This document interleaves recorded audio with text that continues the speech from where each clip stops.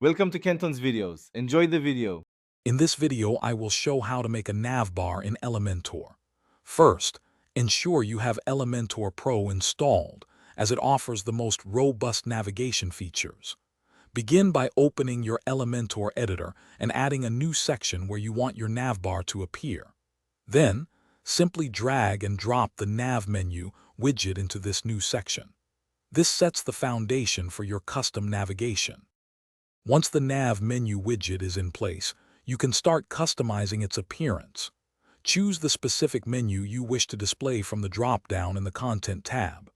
Next, explore the layout options to set alignment, choose a pointer effect, and define how your submenus behave.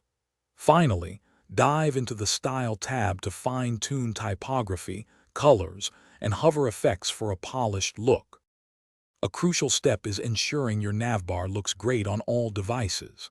Elementor allows you to easily adjust settings for tablet and mobile views.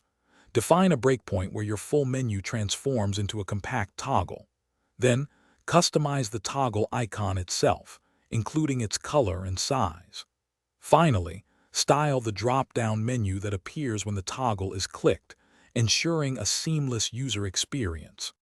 For an even more dynamic navbar, consider adding advanced features.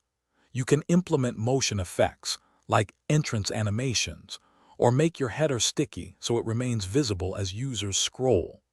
Integrate a search icon or social media links directly into your navigation for added functionality.